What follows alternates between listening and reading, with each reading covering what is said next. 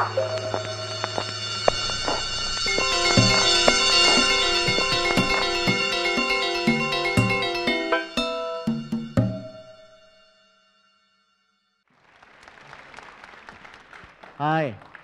apa kabar Jakarta?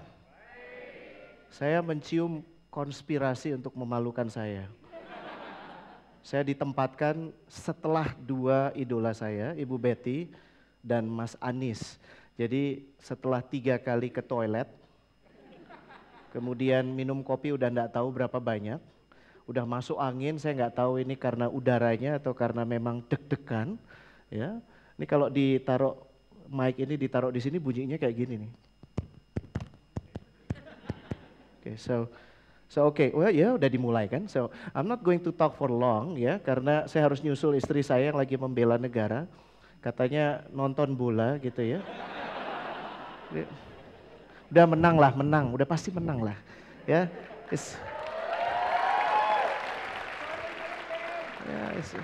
ini bangku-bangku kosong nih diduga pada pergi ke sana semua. Ingin dicium tangannya oleh Nurdin Halid. So ada beberapa disclaimer sebelum saya menyampaikan obrolan hari ini. Disclaimer pertama, bagi perusahaan, apa yang akan saya sampaikan tidak dimaksudkan untuk membuat anak-anak buah Anda, karyawan-karyawan Anda keluar dari pekerjaan. Sama sekali enggak.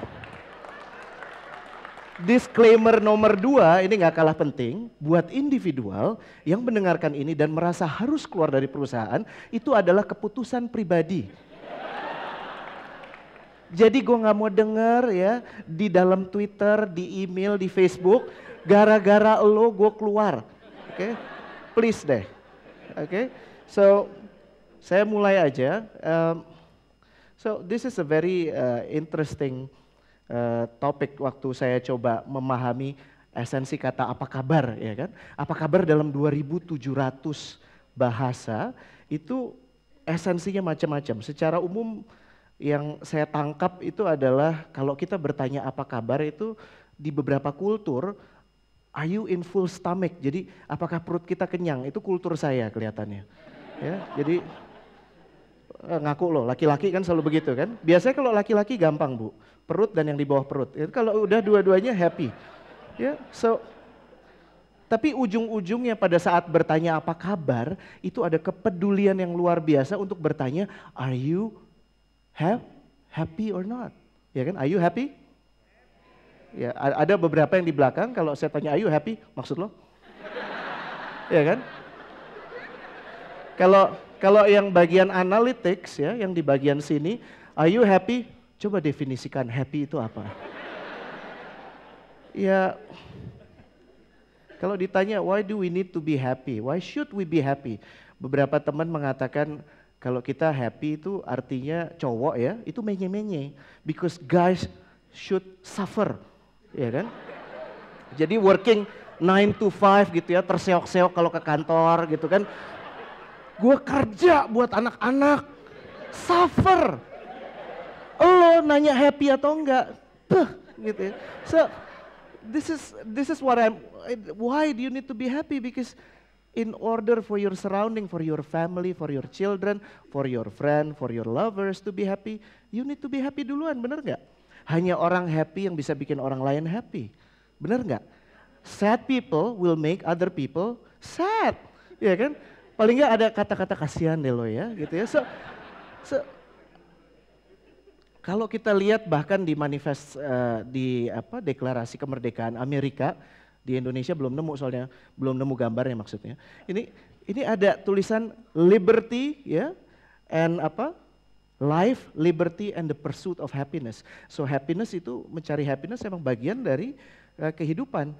Life of course, ya kan kita udah dapat the photo of my three kids, gelap banget ya. Mereka nggak senegro itu, oke? Iya, istri saya emang rada gelap, tapi bukan karena itu. Emang saya sukanya gelap. Oke, so anyway. Liberty udah punya, ya kan? Sekarang masalahnya, are we happy? So back to the original question, are we happy with our lives? Okay? Now, when I ask really happy or not, itu memang benar-benar karena kalau mau tahu faktanya, kita semua tahu bahwa 3.000 tahun manusia ada, kemajuan yang terjadi dalam 3.000 tahun itu dibandingkan dengan kemajuan yang terjadi 30 tahun terakhir, itu jauh lebih banyak 30 tahun terakhir, betul? Ya kan, begitu banyak perubahan ya kan yang sudah terjadi 30 tahun terakhir. Tapi tetap di Earth itu masih dilihat bumi kita as a sad planet, masih ada orang nggak makan ya. Tadi keluar sedikit aja pasti masih bisa nemu orang yang nggak makan. Sementara si Rene perutnya full stomach gitu kan. So something is not right ya kan. We settle for what's easy, bener nggak? Bangun tidurku terus mandi, terus kerja, dapat duit, pulang, bangun lagi, tidur lagi, ya kan? Berapa jam kerja? 8 sampai 12 jam, kadang-kadang 16 jam ditambah traffic, terima kasih Pak Foke. Itu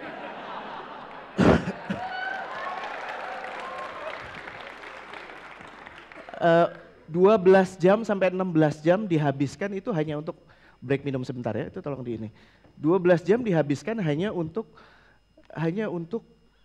you know, what you get is money. Jadi kadang-kadang saya suka bingung kalau ada teman-teman yang bertanya, ya emang begitu, ya kerja emang harus suffer. Well I say nggak harus begitu. Ya, we listen to everybody, semuanya mengatakan you have to listen to Mas Anies, to Bu Betty. Bahkan kadang-kadang kalau kita memilih pekerjaan tergantung dari apa yang disampaikan oleh koran, ya kan. Dan di situ tulisannya adalah apa? Sekolah dari orang tua, ya kan, kerja karena majalah bilang keren. Apalagi? We do things because everybody says so, ya kan? Tapi we don't do things because we want to do it. Minum dulu, leher lagi problem soalnya. So, this is the problem. 9, hanya dari 10 orang hanya 1 yang bisa membedakan perbedaan antara passion dengan occupation. Masih ada yang ditanya, hey, apa passionmu? Passion saya jadi presiden director. Masih ada. Ya, passionmu apa? Purpose hidupmu apa? Purpose hidup saya adalah punya Mercedes. Itu nothing wrong with that. I'm okay with that. Cuman nggak semuanya seperti itu, ya. Dan kaitannya dengan values lebih staggering lagi. Dari yang sudah saya temui hanya 1 dari 100 orang yang bisa dengan jelas mendefinisikan, hey, inilah yang saya sebut sebagai value saya dalam hidup. So, is it about the money? Come on. Ya kan? Semua ujung-ujungnya selalu duit, betul? So, kalau ngelihat dari riset yang dilakukan oleh Gallup, ada satu hal yang menarik. Dia mengatakan bahwa angka 75.000 US dollar per tahun di Amerika itu adalah angka maksimum untuk mencapai happiness dari sisi duit saja. Apakah kalau kemudian kita dapat 150.000 US dollar kita double happy? Absolutely not. Garisnya malah yang terjadi akan seperti ini atau lebih buruk lagi. Iya kan? Kalau di Indonesia kagak tahu angkanya, X-nya tuh berapa. Buat Rene Suhardono beda dengan Anda, buat kita beda dengan Gayus Tambunan. Ya kan? So, you know what? Essentially, money is important. Yes, it is important. Tapi cuman bisa mengantar sampai ke satu titik tertentu. Ini saya bikin satu skema menarik yang saya sebut sebagai happiness graph ya. Kalau mau tahu, happy itu hanya bisa dicapai dengan 2 kondisi. Pertama itu pleasure. Pleasure itu whatever that you enjoy dah.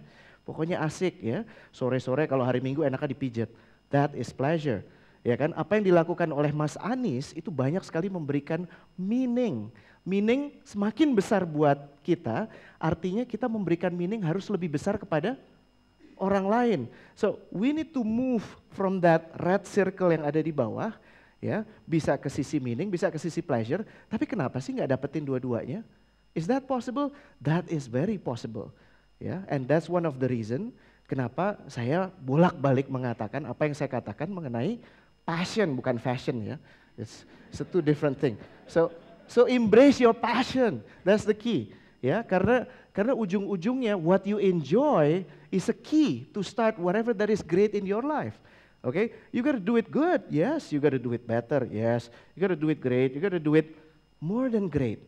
Essentially kalau itu passion, pasti akan ada discovery, pasti akan ada excitement. Nggak cuma monoton, bangun tidurku terus mandi itu tadi ya. Ya kan, dan ketemu si bos lagi yang itu, aduh capek banget deh. So, I say great money will follow great work. So, great work hanya bisa terjadi if you work based on your passion. Nggak usah jauh-jauh nyari passion seperti nyari dompet hilang, karena your passion is already within you. Oke, dan punya keberanian gak sih untuk melakukan sesuatu yang beda, ya kan? Kedua apa? Kedua kaitannya dengan purpose. Sudah punya belum clarity of purpose? Ada seorang ilmuwan ya yang gambarnya ditampilkan di situ dengan sangat aneh ya. Dia bilang there is no reason to live without purpose. Jadi buat teman-teman yang belum nemu purpose-nya, sekali lagi, purpose itu bukan punya 1 miliar sebelum umur 30, udah rada telat buat saya. Oke. Atau punya jabatan tertentu. Purpose itu terkait dengan hal-hal yang sudah dipercayakan kepada kita oleh Sang Pencipta. Ya memang dialognya akan bertambah apabila ada teman-teman yang mengatakan apakah Tuhan itu ada, kita jadi diskusi teologis dulu gitu ya. Gitu. Tapi esensinya, if you don't know your purpose, hal yang paling baik bisa dilakukan sekarang adalah coba telepon ya San Diego Hills. Mereka sedang menawarkan sudah lagi menawarkan lahan yang pas deh gitu ya. Daripada bikin susah orang, kalau yang nggak punya purpose mendingan nunggu di situ. Akan datang waktunya, ya. So you might as well stay there, ya. Wait there. So karena yang paling saya kasihani adalah orang-orang yang sudah melalui satu periode tertentu dalam pekerjaan bukan karir ya, dan pada ujungnya setelah sampai di finish line, setelah pensiun atau setelah melalui certain stage di mana semua orang memberikan tepukan, tapi dia sendiri merasa kosong. What was that? Saya benar-benar hidup atau enggak ya? Jadi jangan sampai kita membiarkan diri kita ada dalam situasi seperti itu. Sudah banyak yang terjadi, tapi jangan jadikan itu sebagai diri kita. Our perception will create our own reality. Dan kalau ditanya sih ya, kalau soal bicara creator itu ya, what is it that God wants from us? He just want you to be you. Ada nggak 2 orang di ruangan ini yang sama persis? Ada beberapa orang yang saya ingin sama persis, namanya Anies Baswedan gitu ya, cuman ya emang rada beda sih ya. So, tapi ada nggak 2 orang di dunia bahkan yang sama persis? Ada? Gak ada. If you are unique, that means another word of unique itu apa? Thank you. Special, ya. Special. You are special. You are special for your own purpose. Udah yakin belum? Udah peduli belum? Oke. So, be the ultimate you. That's all I have to say. Tapi di sisi lain, kalau masih ada lagi yang nanya ya, ngintilin Renin terus nanya, passion saya apa Mas kira-kira? Nah,